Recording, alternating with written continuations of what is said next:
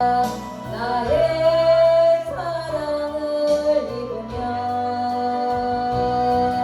나를 간절히 찾는 자가 나를 만날 것이라. 너희는 마음에 근심 말고 나를 의지하라. 나를 바라보라. 나는 너의 하나님이라. 갈 수 없고 올 수 없는 내 마른 광야 홀로 서서 외로움에 떨고 있는 나 오늘도 주님께서 귀 기울이며 안수합니다.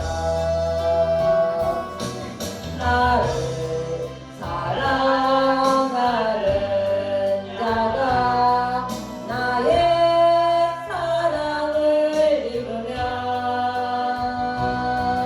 나를 간절히 찾는 자가 나를 만날 것이라.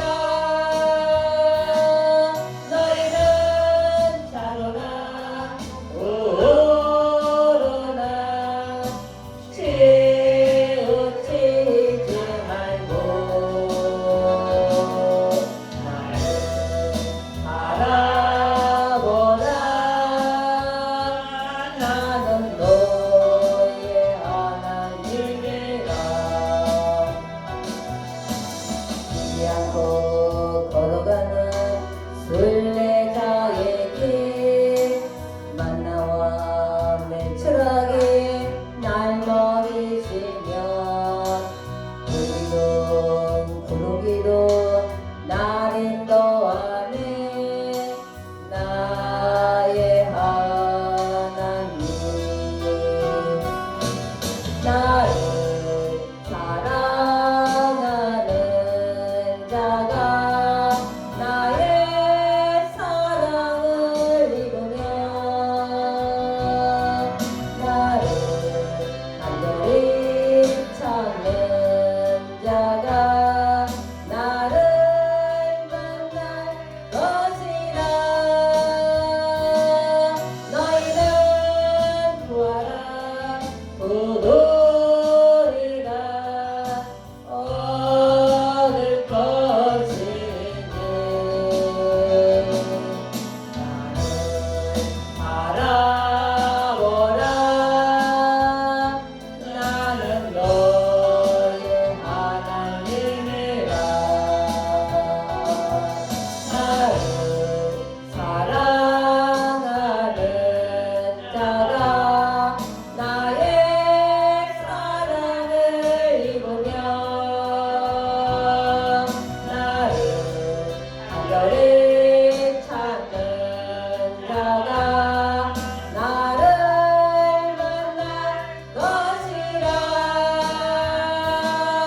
너희는 구하라 구하리라 얻을 것이니 나를 바라보라. 나는 너의 하나님이라. 아멘.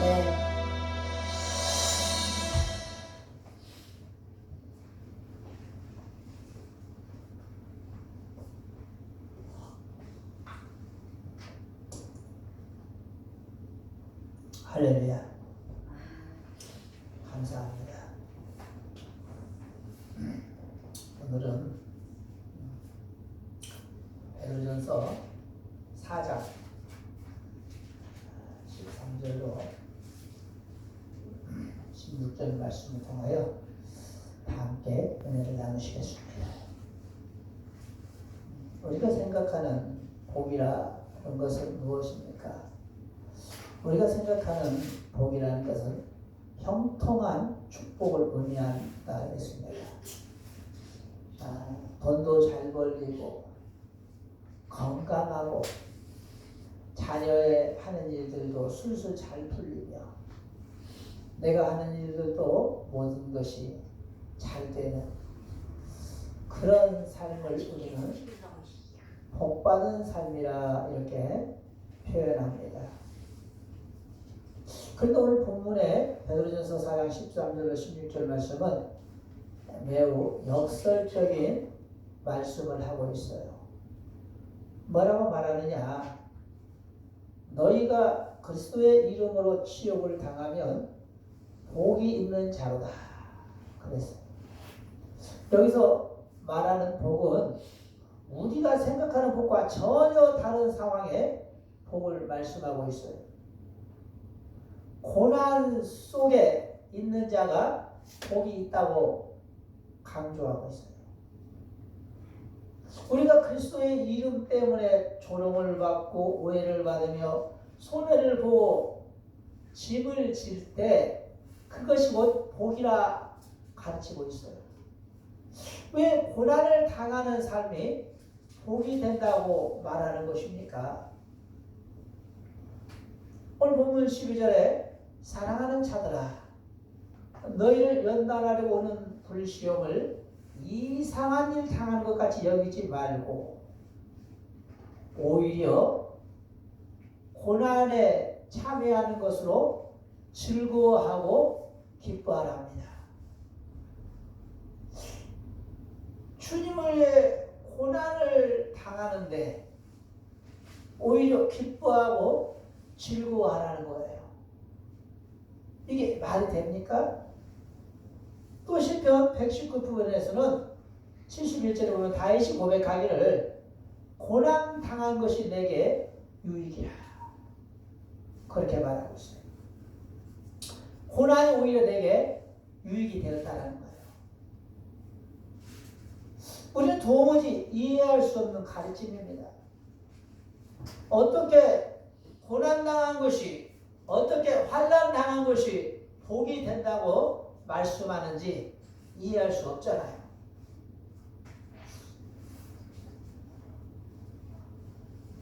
사랑하는 성도님들, 그렇다면 우리는 왜 주님이 고난을 당하는 것이 환난을 당하는 것이 우리에게 복이 있다 말씀했는지 한번 우리는 본문의 말씀을 생각해보고 우리들도 고난을 통해 환난을 통해 복이 있는 성도들이 되어주시기를 간절히 축원드립니다. 아멘. 뭐 하셔? 두 분 뭐 하셔? 어? 뭐 하셔? 뭐 잊어버렸어요? 본문을 통해 생각해 봅시다. 첫째, 그리스도의 고난에 참여하는 자가 복이 있는 줄 믿습니다. 아멘. 본문은 오히려 너희가 그리스도의 고난에 참여하는 것으로 즐거워하라 이렇게 가르치잖아요. 여기서 참여한다라는 말은 단순히 함께 겪는다라는 뜻이 아니라 그분의 길을 따르는 제자의 길을 의미합니다. 예수께서 가셨던 길은 편안함의 길이 아니라 순종의 길이요, 사랑의 길이요, 희생의 길이었어요. 그리고 우리가 주님 때문에 조롱을 받는다면 그것은 주님과 같은 길을 함께 걷고 있다는 증거인 것입니다. 세상이 우리를 몰라도 하나님을 알고 계십니다.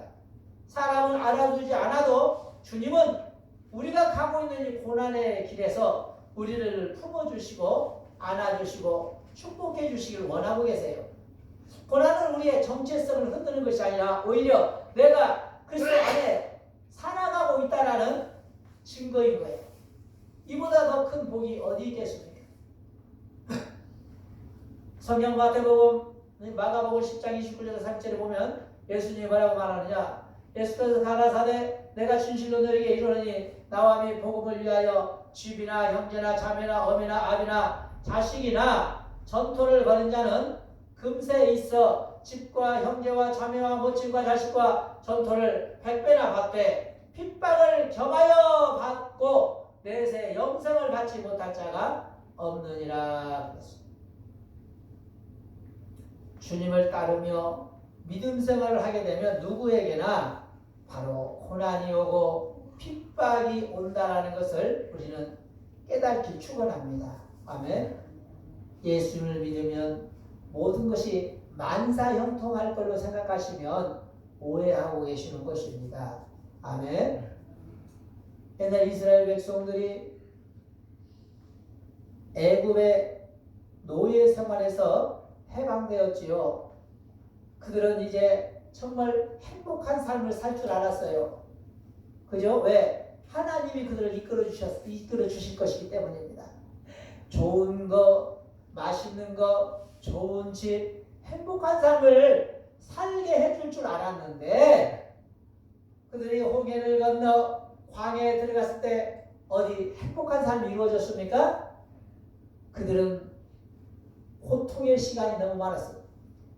오히려 애굽에 있을 때보다 그곳에는 물도 없지, 쌀도 없지, 집도 없지, 입을 옷도 없지. 안락한 것이라고는 찾아볼 수가 없는 곳을 하나님이 그들을 이끌고 다니셨어요. 오히려 애굽에 있을 때는 먹을 것이라 사 먹고 물은 마시고 싶은 대로 마셨지만 하나님이 이끌고 나니까 물도 없지, 쌀도 없지, 옷도 없지, 돈도 없지, 늘 뭔가가 부족한 거예요. 고난의 시작이 됐다는 것을 볼 수 있어요. 김열사님, 그러지 마세요. 덮어버려. 고난의 시작이 됐다는 걸 예수를 믿고 나서. 오늘 우리도 마찬가지인 것입니다. 예수님을 믿고 난 뒤에 여러분이 무엇인가 정말 내 가족이 잘 풀리고 내 삶이 정말 잘 나가는 행복해지는 그런 삶을 기대했다면 오해인 거예요. 그럼 대체 신앙생활을 왜 하느냐? 신앙생활을 왜 하느냐? 교육인 겁니다. 아멘? 신앙생활은 교육의 연속인 거예요. 왜 교육을 하느냐? 보세요. 지금 오늘 테리가 안 나왔는데 테리도 이제 7살밖에 안 됐는데 늘 교육을 받으러 다녀요. 무슨 교육을 받으러 다니느냐? 가만 보니까 영어, A, B, C, D, E, F, G 영어 배우러 다녀요. 또 무엇을 배우고 봤더니 기억, 니은, 디귿 낱말 배우러 다니더라고. 또 무엇을 배우러 다니까 봤더니 수학을 배우러 다녀요. 수학. 1 더하기 1은 뭐예요? 2요. 3 더하기 3은 뭐예요? 6이에요. 9 더하기 9는 뭐예요? 18이에요. 이 더하기 빼기를 배우러 다녀요. 힘들어요. 왜? 집에 있으면 편안하게 이모 딸기 줘. 딸기 먹을래? 딸기 먹어. 이모 나 TV 볼래? 그래? 리모컨 여기 있어. 너 보고 싶은 거 봐. 편하잖아. 근데 부설라고 그 고난을 애를 그 고난에 빠뜨리냔 말이에요. 부모가 부설라고 애 편안하게 좀 놀게 하면 안 돼? 집에서 TV 보고 싶은 거 놀고 먹고 싶은 거 먹고 자고 싶으면 자고 누워 싶어. 근데 날마다 이런 거 하루에 한두 시간씩 꼭 학원을 보내가지고 애를 힘들게 그 시간만큼은 고통의 시간. 그 시간만큼. 대리 어머니 보지 마. 똑바로 봐. 이래. 이거 뭐야? 왜 연습 안 했어? 혼나고 응? 우중두고 응? 불안하고. 왜 그래요? 이 교육이거든요. 테리가 이 다음에 초등학교 갔을 때 기초를 잘 익혀서 동등한 사람을 만들어주기 위해서 그들이 학년들이 테리만 더하기 빼기도 못한다고 할 때 얼마나 애가 자존심 상하고 또 학교 생활에 있어서 뒤처지겠습니까? 자신감도 툭 떨어지죠.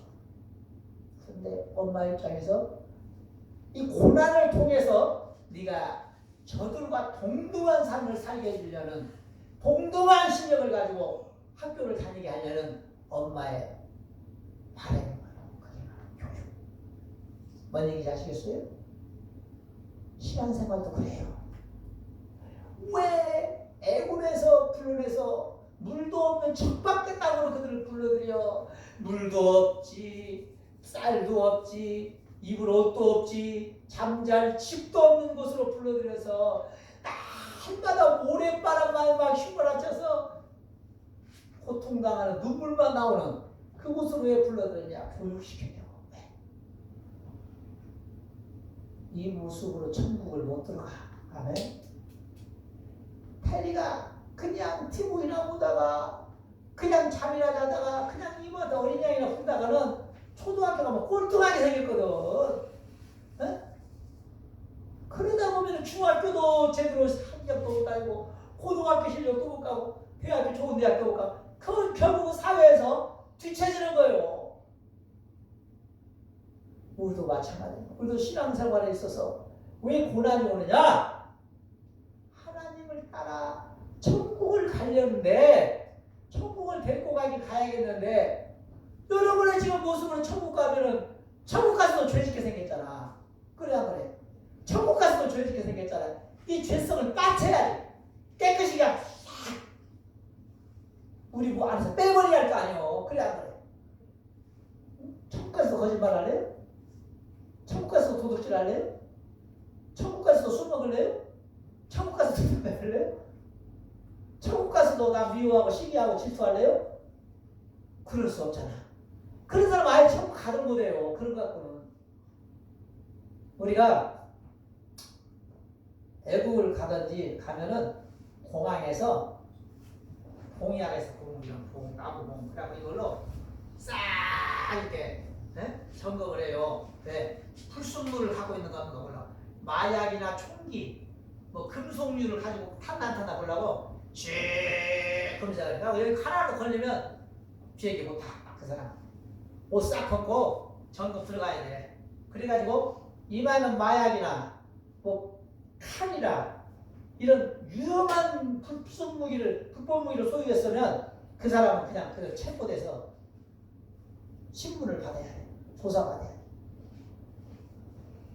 우리도 마찬가지. 우리도 천국을 들어가는 데 있어서 미움 이만큼이라도 있다든가 거짓 이만큼이라도 있다든가 도둑질하고자 하는 탐욕 이만큼이라도 있고 그런 게 아직도 있다면 그냥 걸려. 천국 입구에서 쨍! 안 돼. 천국 못 가는 거야. 그럼 그 사람 어떻게 해? 안타깝지 않고 끝장났잖아. 죽었는데 우리가 죽음 뒤에는 갈 수 있는 곳이 두 군데예요. 두 군데. 천국 성경은 그렇게 말해. 죽음 뒤에 갈 수 있는 게 두 군데인데 어디에? 천국하고 지옥밖에 없어요. 그럼 어디예요? 천국에서 걸리면 그 사람 어디 가는 거야? 지옥 갈 수밖에 없잖아. 그래서 하나님은 어떻게든 나를 천국 보내시려고 여러분을 천국 보내시려고 테리처럼 교육을 시키는 거예요. 아멘? 교육을 시키는 거예요. 고난. 여러분은 지금 교회 나오면 다 그래서 고난이 있어요. 나는 뭔 고난을 받고 있는지 모르는지 고난 받고 있잖아. 우리 어린 테리도 교회 나오면 고난 받아요. 어떤 고난 받아? 그냥 평상시에만 뛰어놀다가도 예배 드릴 때도 이모가 뭐라고 사모님. 테리 옆에 가만 앉아있어 예배 드릴 때는. 그러면 깜짝없이 앉아있더라고. 핸드폰을 좀 만지는데 그냥 움직이도 못해. 혼나니까. 이게 고난이거든. 막 뛰어놀고 싶은데 못 뛰어놀잖아. 왜? 이게 교육이요. 여러분도 마찬가지인 거예요. 오늘 우리 강무성들이 영하 10도 날씨에 잘 예수교회까지 걸어왔는데 얼마나 고난입니까? 솔직히 누가 뭐 그렇다고 알아주기로요. 그렇잖아. 그런데도 오직 예배 드리고자 하는 그 마음 하나 가지고 왔잖아요. 여러분 다 그래. 근데 그거 저분은 특별히 좀 더 힘들었지요. 그러나 다 여기 분들 마찬가지예요. 알고 보면 우리 사모님 지금 몸이 굉장히 안 좋아요. 그런데도 아침 지나가서 왜 내 사명이니까 반찬을 만들고 밥을 하고 냉장고 청소를 하고 막 그러잖아요. 근데 이게 고난이요. 참 내가 사모가 아니었더라면 교육을 안 가고 하루 쉬었으면 좋겠는데 그런 마음 있을 거 아니에요. 근데 왜 내가 이 고통을 사서 해야 되나? 고난이잖아요. 여러분도 마찬가지예요. 솔직히 다 여기 계신 분들. 우리 김영수님도 마찬가지고. 집에 계시면 저분 지금 배짱 누워서 지금 코 거르르거리면서 자 주무시고 계시단 말이에요. 저분 방 가봐 얼마나 따뜻한가. 아니 그냥 고구마도 있게 생겼어. 방이 얼마나 뜨거운가. 그렇게 뜨겁고 너무 뜨거운 게 저것도 선풍기 틀고 자네. 네? 그냥 호강에 대받쳐 버려갖고 선풍기도 옆에 틀는 거야. 덥다. 불을 줄이면 되는데 안 줄이고 호강에 대받쳐가. 오늘도 저 친구 극서이 친구 저 친구도 그냥 지금 가서 한잔하고 쓸 시간인가도 몰라. 예배 아니면. 근데도 예배 나왔잖아. 이게 고난인 거예요. 주님을 위해서 내가 인생의 달콤한 것들, 인생의 쾌락적인 것, 즐거운 것을 잠시 접는 거죠. 그리고 예배 안에 복종하는 거예요. 이게 고난인 거예요. 저도 마찬가지예요. 저도. 이게 다 보면 이게 고난이거든. 이런 고난을 기뻐하라는 거예요. 복이라는 것이 여러분에게는. 언제 그게 나타나냐. 제가 아까 말씀드린 천국 입구에서 이게 여러분에게 큰 힘이 되는 거예요. 응? 다 천국에서 탈락당할 때 여러분이 합격이라고 생각하면 얼마나 기분 좋아 안 좋아요. 천국 입구에서 탈락당할 때 너는 안 돼, 너는 안 돼, 너는 예배 안 되고 뺀질부터 돌아다녔잖아. 너는 예배 시간에 낚시 갔다 왔잖아. 너는 예배 시간에 예배 안 되고 술 먹고 있었잖아. 탈락당할 때 그래도 자리를 지킨 우리는 하나님 앞에 인정을 받는 거예요. 그래. 너는 추운 날씨에도 그 먼 데서 걸어서 예배하는 걸 내가 봤다. 주님은 우리에게 큰 걸 바라지 않아요. 사람마다 다르죠. 바라는 게. 그죠? 이재명 대통령에는 나라를 지켜야 하는 엄청난 큰 걸 바라지만 또 그런가 하면 노숙자한테는 노숙자의 그 생활밖에는 바라는 게 없어요. 그거라도 잘하면 되는 거예요. 그거라도. 그런 것처럼 여러분은 여러분에 맞게 교회만 잘나서 자리만 지키면 그게 다 하는 거예요. 더 뭘 바라겠어요, 여러분은. 하나님. 그냥 주일날이면 시간 잘 지키고 교제 잘하고 예배 잘하고 돌아가면 이게 하나님 앞에는 내 최선인 거예요. 그것도 못하는 사람이 얼마나 많아. 그리고 정례의 성도도 빠졌네. 아침에 전화했더니 목사님 나 오늘 졸려서 교회 못 갈 것 같아요. 뭐 했어? 잠 안 자고. 아이고 미안해요. 잠을 못 자서요. 에? 못 지키잖아. 내 자리도 못 지켜. 이 주일에 나와서 내 자리 지키는 것도 보통 정성가고 못해요. 그래서 우리 주님은 다 기억하고 계세요. 여러분 이런 것이 다 고난이거든. 여러분 그래서 요한계시록 2장 9절로 뭐라고 말하느냐. 11절에 내가 내 환난과 궁핍을 알거니와 실상은 내가 부유한 자니라. 자태 유대인이라는 자들의 비방도 알거니와 실상은 유대인이 아니오 사단의 회당이라. 너는 장차 받을 고난을 두려워하지 말라 그랬어. 뭐라고요? 장차 받을 고난을 두려워하지 마라. 볼지어다 마귀가 장차 너희 가운데 몇 사람을 오게 던져 시험을 받게 하리라. 너희가 10일 동안 환난을 받으리라. 내가 죽도록 충성하라. 그리하면 생명의 멸류관을 내게 주리라. 아멘. 주님 주신 고난을 우리에게는 큰 고난이 아니니까 얼마나 감사해요. 주일이라도 잘 지키세요. 그러면 주님이 생명의 멸류관을 여러분에게 주신다고 약속하셨습니다. 그러므로 힘들어도 내가 여러분에게 막 나오는 막 사기치고 막 일을 시키고 막 그 돈을 막 그냥 막 갈취해서 헌금을 하고 나오는 게 아니잖아요. 그냥 나와서 자리만 지켜주시라고. 그걸로도 주님은 이뻐하신다고 그러는 거예요. 천국 가는 그날까지. 얼마나 감사해요. 그게 고난인데 그 고난을 잘 견디어서 우리 모두 천국에서 놀라운 축복으로 만나는 은혜가 있게 축원합니다. 아멘. 그리고 두 번째로 주님의 그 이름으로 주님을 믿음으로 욕을 먹는 사람이 복이 있다 그럽니다. 아멘. 주님 때문에 욕을 먹는 사람이 복이 있어요. 믿습니까? 여기 그러잖아요. 너희가 그리스도의 이름으로 욕을 받으면 복이 있는 자로다. 여기서 말하는 욕은 단순한 욕설이 아니라 예수님의 이름 때문에 받는 오해와 비난, 배척을 말하는 거예요. 세상은 예수의 이름을 이해하지 못합니다. 세상은 복음을 환영하는 것 같다가도 결정적인 순간에는 복음을 거부해요. 그런데 베드로는 이렇게 말합니다. 그 영광의 영이 너희에게 계십니다. 세상이 우리를 밀어내도 성령은 우리를 안아주십니다. 세상이 우리를 외면해도 하나님은 우리를 가까이 하고 계세요. 세상이 주는 인정은 하루 만에 바뀌지만 하나님이 주신 축복은 영원한 줄 믿으시기 바랍니다. 그러므로 예수님의 이름 때문에 받는 억울함은 결코 억울함으로 끝나지 않고 하나님의 놀라운 축복으로 우리에게 되돌아온다는 것을 기억하시기 바랍니다. 사도행전 16장에 가보면 어떤 일이 있느냐. 어느 날 사도 바울이 예배를 드리러 교회를 가고 있는데 웬 이상한 여자 하나가 사도 바울을 따라다니면서 막 칭찬하는 거예요. 이 사람은 김영사님 그만요. 읽어봐. 뭐 찾았어요? 읽어봐. 뭐 찾았어? 읽어봐. 찾았으면 읽어봐야지. 뭐 찾았어? 놔두고.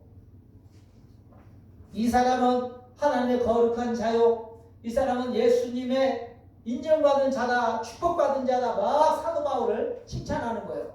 그래서 사도 바울이 머리가 아파 죽겠어. 자꾸 자기를 칭찬하니까 정신없는 사람은 자기를 칭찬하면 좋다고 그러잖아요. 그런데 너무 옆에서 누구를 칭찬하는 것도 좋은 모습이 아니에요. 자꾸 아부하는 것도 좋은 게 아니에요. 근데 아부하는 것도 좋아하는 사람이 있어. 그러나 바울은 싫어요. 아부하는 거. 왜 아부하냐? 내한테 왜 아부하냐? 나 그렇게 칭찬받을 일은 없다. 그리고 가만히 이 여자를 내가 겨울로 딱 보니까 귀신 들린 여자네. 귀신 들려갖고 그냥 발광을 하네. 그러니까 바울이 그냥 여자한테도 그냥 머리에 손을 얹어서 그냥 기도를 확 해버렸어. 더러운 귀신아, 여자에서 당장 나와! 이 귀신이 그냥 여자 머리에서 확 빠져나와 버렸어. 이 여자가 어떤 여자인가 봤더니 점치는 여자예요. 점하는 여자. 점집 맞죠? 점하는 여자인데 귀신 들려갖고 점을 잘 쳤어요. 근데 뭐가 문제냐? 이 여자가 한 게 뭐해? 이 여자가 귀신 들렸는데 문제는 고용됐어. 다른 사람도 고용됐어요. 이게 내가 점집을 차려놓고 얘가 점을 잘 치니까 얘를 우리 집으로 불러들여서 자리를 만들어 놓고 점하라고 시킨 거예요. 그리고 월급을 준 거예요. 그리고 얘 때문에 버리던 내가 다 착취하고 있어. 갖고 있는 거지. 이게 고용주지. 점치는 여자를 고용한 고용주요. 근데 왜 점쟁이가 귀신이 나가버렸네. 점쟁이 몸에서. 보니까 보기에 저놈이 귀신을 쫓아내버렸네. 그럼 내가 기분이 나빠 안 나빠? 나 이제 이 일 못하게 생겼잖아. 왜? 영역이 없어졌으니 어떻게 점을 쳤지? 귀신 나가버리고. 그렇게 이 사람이 그냥 관가에 신고해버린 거예요. 이놈이 내 점 잘 치는 여자를 망쳐놨다 이거예요. 당연히 잡아다가 족쳐라. 이상한 놈이다. 그래서 사도 바울은 귀신 쫓아내주고 느닷없이 날벼락이지. 관아에서 사람들이 와서 잡아다가 막 족치는 거예요. 너 어디서 왔냐? 뭐 들은 놈인데 피해를 주었냐? 점치는 집에 피해를 주었냐? 막 후드를 패는 결국 사도 바울이 죽을 만큼 두드러 맞았어. 죽을 만큼. 억울하고서 안 억울하고서. 억울하잖아. 아니 귀신 들렸거나 귀신 쫓아내는 게 뭐 잘못이요. 근데 이게 잘못이라는 거예요. 왜 귀신을 쫓아내냐? 그 귀신 때문에 그냥 먹고 사는 거예요. 그렇죠. 귀신도 함부로 못 쫓아내더라고. 고소당하니까. 사도바울 고소당했잖아요. 귀신 쫓아내고. 여러분 신앙생활을 하다 보면 이 억울한 일이 많이 생겨요. 억울한 일. 저도 지금 우리 전도자 선생님 안 나오는데 저분 내가 괜히 집에 들었다가 억울하더라고. 한 번은. 왜? 이분 내가 잘 먹고 좀 편안하게 살라고 했더니 나만 만나면 으드거려. 야 몸도 아프고 어디도 아프고 집도 불편하고 막 그래. 사람들한테 들으면 내가 억울하잖아. 내가 전기세 내주지, 물세 내주지, 밥 주지, 반찬 갖다 주지, 집세 내주지. 이거 옷 없다고 옷도 또 한 거 뭐다 주지? 입을 주지? 아 그랬는데 무엇이 어쨌다고 백들한테 떼기를 쓰려고 막 그래요. 그럼 내가 억울해서 안 억울하고서 억울해. 신앙사람도 이런 일이 많다니까요. 어? 그런 사람이 많아. 그러나 사랑하는 성도님들 어디서 우리요?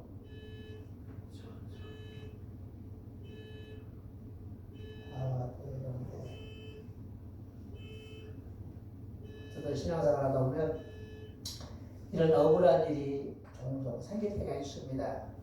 그러나 주님 때문에 억울한 일을 당하는 것을 이상한 일 여기지 말라고 성경은 가르치고 있어요.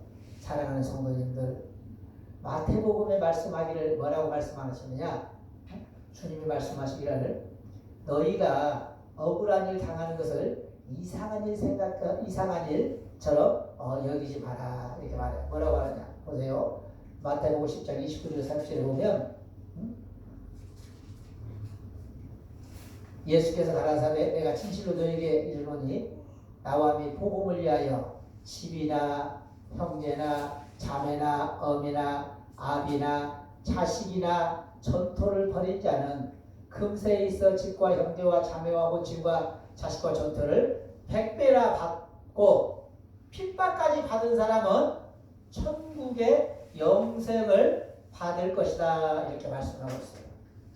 그러니까 여러분 주님을 위해서 받는 고난이라면 감사하는 마음으로 감내하시기 바랍니다. 아멘. 감사하는 마음으로 감내하세요. 여러분이 이제 신앙생활 하다 보면 내가 좋은 일 해주고도 욕을 먹을 때가 있어요. 한 번씩. 그럴 때는 억울하게 생각하지 마시고 저녁에 주님 앞에 가서 기도하는 거예요. 주님, 내가 저분에게 좋은 일 했는데 저분 오히려 나에게 안 좋게 말을 하고 있습니다. 주여, 너무나 서운하고 억울합니다. 기도하면 주님이 다 이루어 주시는 것입니다. 믿습니까? 그러므로 앞으로도 그렇다고 해서 그런 일을 멈추어서는 안 돼요. 제가 우리 권능자 성도님한테 죄송한 거 뭐냐?